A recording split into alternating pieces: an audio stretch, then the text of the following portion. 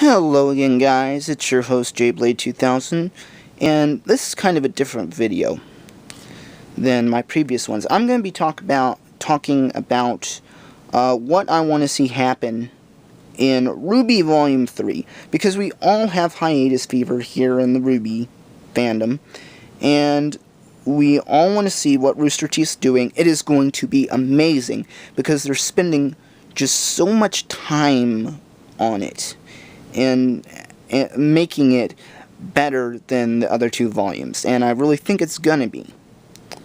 So this is just gonna be my personal list of what I want from Volume 3. Now, I want to say a big thank you to my new subscribers and the people that watch my Is Yang a Dragon Faunus RWBY theory. Wow, the views have skyrocketed. It is just so cool. Thank you guys so much. So, the first thing I want to see from Volume 3 is that Lyrin doesn't die right off the bat. And they get a new voice actor that can kind of get the voice down. Now, let me get this straight. Machiome's death hit us all very hard. He was taken way too soon. But letting Lyrin die at the very start won't give us, I mean, he is a fan favorite, but it won't give us what we really need from him and Nora, because we need to learn where they came from, how they became best friends.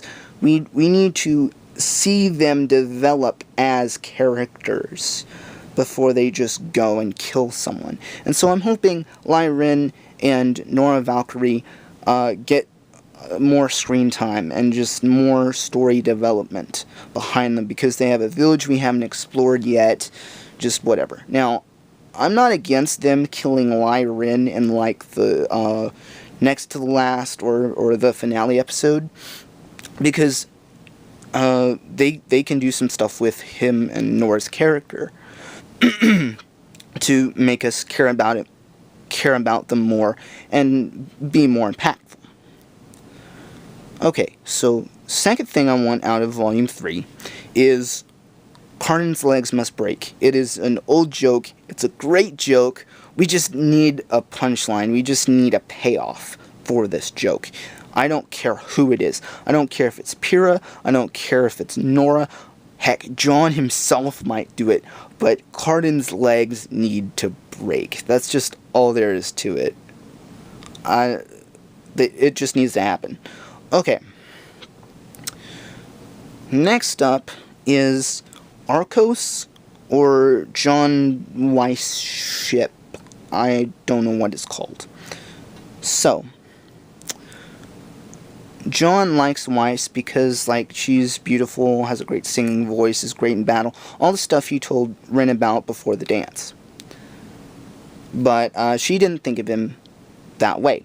In fact, when he tried to court her with the guitar, or ask her to dance with the guitar, she shut the door in his face and said, "Boys have only liked me for my status." But when he talked to Neptune, and he convinced Neptune to go back to her, even though Neptune couldn't dance, he put her own wants above his. Because right there was an opportunity for John to sneak in and grab a dance or talk to her or whatever. But he put Weiss's wanting to be with Neptune over him wanting to be with Weiss. And so she actually saw him think of her for her personality, thinking of what she wants instead of what he wants. And so I can see a relationship blossom there. Now, with Pyrrha and John, John doesn't really notice that Pyrrha likes him. I'm not really mad about that, only because we as the audience get told more things than the protagonists do, and so we just get to see Pyrrha fawn over him more than he would. Plus, he's a dork, but hey, we're all kind of dorks. Oh, it shut off here. There it goes. Okay. And Pyra likes John because John treats her as a friend, as an actual person, instead of a person to be placed on a pedestal, a person to be admired. He just sees her as a teammate and friend. And I don't know, maybe she just likes nerds. Who knows? Okay, so that's all with Juniper. Because I'd love to see either one of those ships come to fruition. I'd love to see Cardin's legs break, and I'd love to see more on Nora and Rin. But now we go over to Team RWBY. RWBY needs character development. Weiss, Yang, Blake, they've all had character development. They've all had motivation. But RWBY hasn't. I mean, yes, we've seen her develop as a leader. We've seen her motivation in Yang reading her bedtime stories, and she wants to be like the heroes and legends. But here's a crucial thing. Since the early stages of Volume 1, Red Like Roses Part 2 has been a major song, and it's RWBY being mad that her mother, Summer Rose, died, and left this legacy of being a hero behind, and we haven't seen that in the 2 volumes that we have now. And so RWBY needs to develop, and we need to know what happened back there, and we need to know how she's dealing with this. We just need to see something internal. We just need to know what she's thinking. We need to it's like the dragons in our midst. You got the feel for the characters because Brian Davis, the author, let you in, and they need to let us into RWBY's thoughts, per se, in Volume 3. I'm not sure if I explained that well enough. But we need to get to know RWBY a little bit better, because she's the protagonist. And if you have a more flat protagonist than you do the other characters, then your anime falls short. And I do not want RWBY to fall short. It is an amazing show. Next up, we need to know what Yang's identity is. At the end of Season 2, Raven came out, told Yang something mind-blowing, and we haven't seen it come to fruition yet. So, I would like to see if Yang is a Faunus, if Yang is someone else, if whatever. Whatever they decide to do with Yang, it needs to come to the forefront. Alright, now on to, like, world stuff-ish. Just kind of the world of Remnant. And that's one of my main points. The world of Remnant needs to be expanded more. I'm writing kind of a bad fan fiction, kind of only for myself.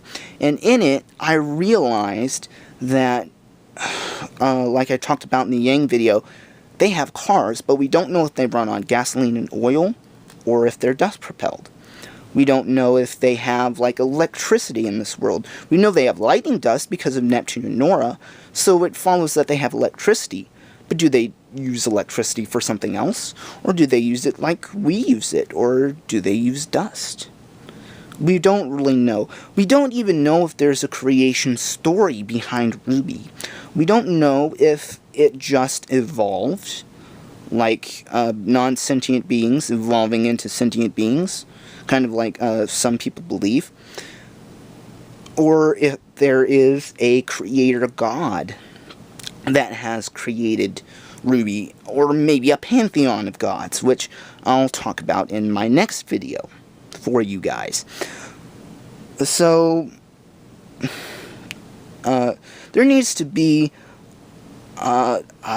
just a more understanding of how this world exactly works, where it came from, like just evolution or created. We need to know what the full extent of dust in people's everyday lives is. We need to know more about the world, because they built this entire world, and it's really interesting. And that's the thing, interesting world. With an interesting world, you want to know more, and they haven't told us more about it, and I'd love to know more, because it's such a cool world. Next, and probably the biggest thing is we need to know the main villain of the series. What I mean by that is we need to know if Cinder is going to be the main antagonist or if she is working for someone higher. Either a higher woman. We know it's the villain, the main villain of RWBY is a woman because Crow sent to Ozpin, Queen has pawns. That's just how I interpret it. So we either have Cinder or a woman that Cinder refers to that's above Cinder, or we have some kind of deity, perhaps, that is working, that Cinder is working with. Either way, it could just be negative feelings. It could be another world that is opening up that they need to stop. It could be the moon crumbling, whatever. There needs to be, we need to know what the main cataclysm is, if the world is in danger, and we need to know who the main villainess is by the end of Volume 3. I want to know. We know who the main characters are, but we haven't really seen anything that leads to a main villain. So, there you go. That's what I want out of Volume 3.